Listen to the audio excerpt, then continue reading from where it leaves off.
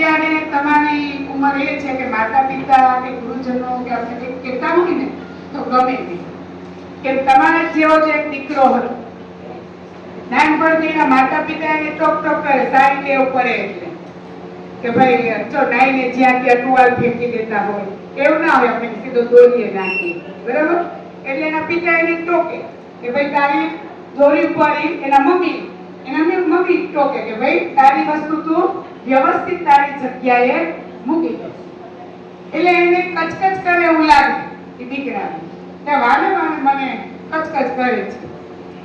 પછી એમ કરતા કરતા ભણતા મોટો થયો અને સ્વિચ ચાલુ હોય, બધી જગ્યાએ એના રૂમની સ્વિચ ચાલુ રાખે, ગયા જાય ભાઈ કે બેન જે હોય, દીકરી જનરલ વાત કરું છું, એટલે સ્વિચ બંધ કરવાનું કે ભાઈ આ ખોટો પાવર કરે છે તો બંધ તો કરી દે, બરાબર? નાવા જાય તો પાણી અઢળક ઢોળે. એટલે એ જીવનના જે પાઠ છે એના મમ્મી પપ્પા નાનપણથી એને શીખવાડે. પણ ઓલા ગમતું નહોતું એ ભાઈને, ત્યાં મને કચકચ તો કરે કરતા કરતા દીકરી પ્રાપ્ત. એટલે એના પિતાએ કીધું હવે તો તું કઈ કે નોકરીએ વળવી કે નોકરી મળતી નહોતી એને. પછી એને ગુસ્સો આવ્યો કે લાવ હવે હું છે ને જો ક્યાં ક્યાં જગ્યા છે, મારે હવે તો નોકરીએ લાગી જ જવું છે. એટલે એને જોવાનું ચાલુ કર્યું, જ્યાં જ્યાં એડવર્ટાઈઝ આવતી હોય, ઇન્ટરવ્યુ આવતા હોય, ત્યાં એને એક જગ્યાએ પોતાનું નામ, પોતાની જે ડિગ્રી હતી એ બધું લખીને મૂકી. સમય હતો એને સવારે જવાનો, એટલે જાવું તો ખરી. મનમાં તો એમ થતું હતું મને તો શું આમાં નોકરી મળશે, કારણ કે ભાઈ ભણવામાં મધ્યમ હતા, બહુ એવા હોશિયાર નહોતા. એટલે ગયા ત્યાં તો ઘણા બધા લાઈનમાં બેઠા હતા, એના જેવા ઘણા બધા નોકરી મેળવવા માટે લાઈનમાં બેઠા હતા. એટલે પેલા આવ્યો ને ત્યારે ગેટ ખુલ્લો, ઘણી બધી ગાયો એક ગ્રાઉન્ડમાં આટા ફેરા કરતી હતી, છોડ ખાતી હતી. કે ભલે મને મોડું થાય એમ કરી દેવું, પણ પેલા આ કાઢી કરી, ગાયોને કાઢી અને ગેટ બંધ થઈ. પછી બધાએ વેફરના પડીકા જ્યાં તે બધું ફેંક્યું હતું, મસાલા ખાઈને જ્યાં ત્યાં કાગળિયા ઉડતા હતા એ બધા એને ભેગા કર્યા અને ક્યાં નાખ્યા? ડસ્ટબિનમાં. પછી દાદરા ચડતું તો બધી લાઈટો ચાલુ હતી, એટલે એ બધી લાઈટ એને બંધ કરી, કારણ કે પહેલેથી એના માતા પિતા એને એ સંસ્કાર આપ્યા, એટલે લાઈટ બંધ કરતો ગયો.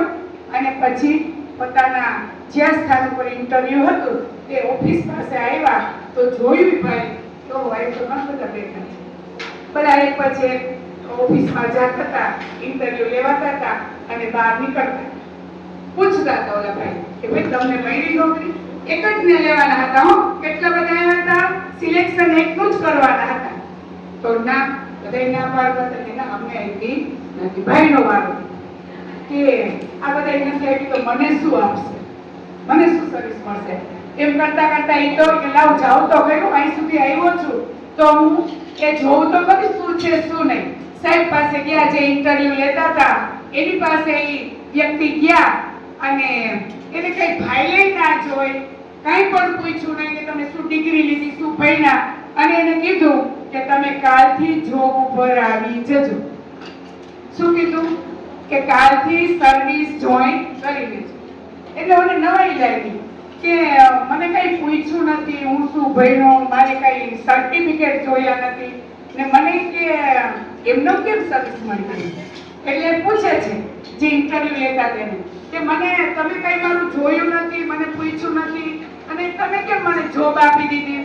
એટલે કે ભાઈ તમે જ્યારે એન્ટ્રી થતા હતા ને આ સીસી કેમેરામાં અમે બધું જોતા, આટલા બધા આવ્યા, કોઈ ગેટ બંધ નહોતો કર્યો, કોઈ ગાયોને નહોતી કાઢી, કોઈ કચરા નહોતા ઉપાડ્યા, કોઈ લાઈટ બંધ નહોતી કરી, એકદમ બધા ગયા હતા. પણ તમે આ જે કર્યું એનાથી અમને બહુ ખુશી પ્રાપ્ત થઈ અને આ જોબ અમે તમને આપી. એટલે મારો કહેવાનો મતલબ એમ છે, દીકરા દીકરીઓ બને ને કદાચ આપણા માતા પિતા વડીલો કંઈ કહેતા હોય ભણતર બાબતમાં કે જીવનના બાબતમાં, તો એ આપણા ભવિષ્ય માટે જ કહેતા હોય. ત્યારે પછી વ્યક્તિને સમજાય છે કે મારા પિતા જે મને કહેતા હતા એ આજે મને જોબ મેળવવા કારણે ઉપયોગી થયું.